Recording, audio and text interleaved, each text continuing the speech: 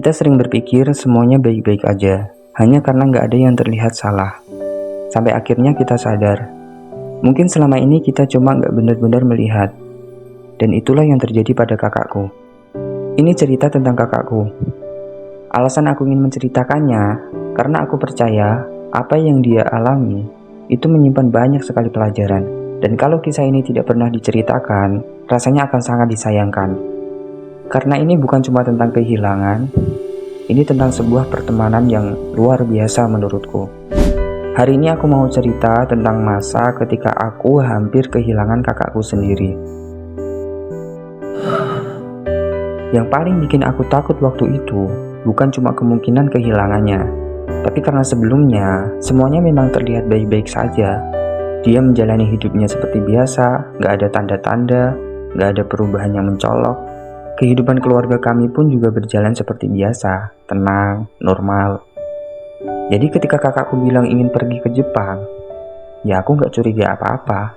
Aku pikir dia cuma butuh istirahat dari kesibukan kerjanya. Dan aku benar-benar percaya itu, bahkan aku ikut senang untuknya. Gak pernah terlintas di pikiranku kalau setelah pulang dari Jepang, dia itu berubah sangat drastis. Jadi kakakku namanya Nadia. Waktu itu aku lagi sama ibuku di ruang tengah, sekitar pukul 7 malam kayaknya.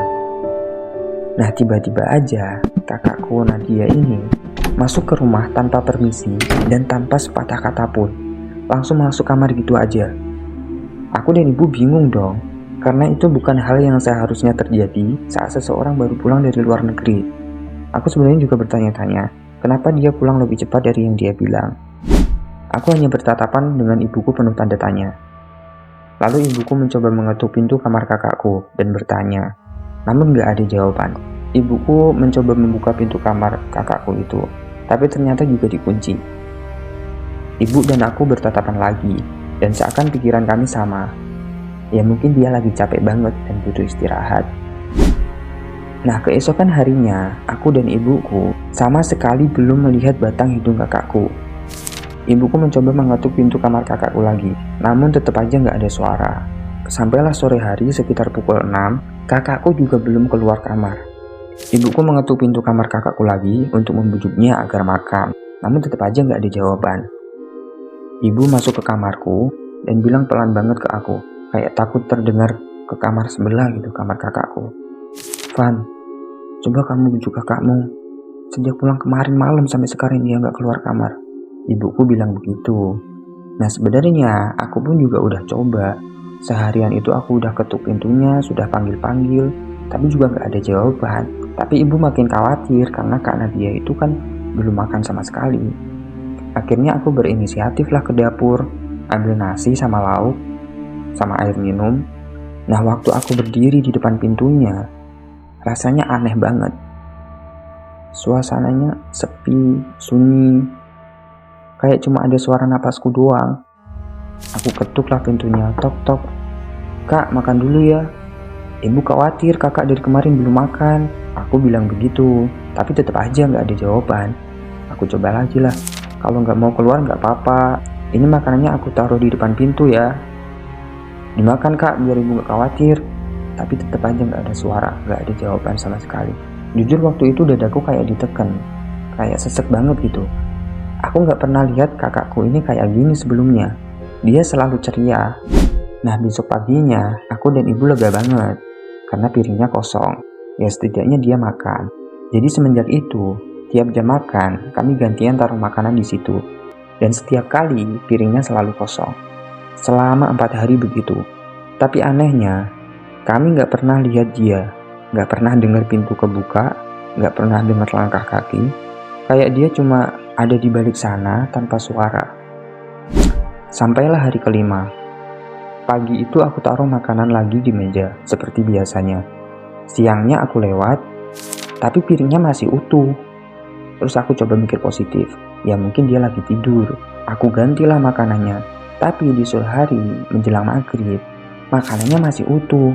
Di situ aku mulai panik dong. Aku mundar mandir di depan pintunya, pegang kepala sendiri, rambutku aku acak-acak karena bingung kan. Karena itu suasananya benar-benar canggung, kayak sepi, sunyi, kayak sesek banget gitu di rumah itu. Tapi tiba-tiba aku kepikiran satu hal yang bikin badanku langsung dingin. Gimana kalau terjadi sesuatu? Tanpa pikir panjang lagi, aku langsung mundur dan langsung dobrak pintunya. Waktu pintunya kebuka, aku benar-benar berharap apa yang aku pikirkan itu salah. Tapi aku mendapati kakakku itu tergeletak di lantai. Badanku langsung lemes kan. Terus aku teriak-teriak, Bu, karena dia Bu. Aku langsung jongkok di sampingnya, tanganku sedikit gemeter. Terus aku cek napasnya. Ya aku takut banget kalau ternyata dia itu sudah nggak ada. Tapi ternyata masih ada napas. Tapi lemah banget. Aku hampir nangis waktu itu karena campur aduk kan antara lega dan takut. Ibu yang tadinya di kamarnya langsung lari masuk dan langsung histeris karena melihat anak perempuannya kondisinya seperti itu. Dan yang bikin aku sama ibuku itu sakit hati, itu saat ibu dan aku ngelihat kantong plastik besar di samping meja rias. Kantong plastik itu isinya makanan yang udah basi. Jadi semua makanan yang kami kira dia makan, itu ternyata ada di situ. Jadi selama ini dia itu cuma ambil makanannya supaya kami gak khawatir.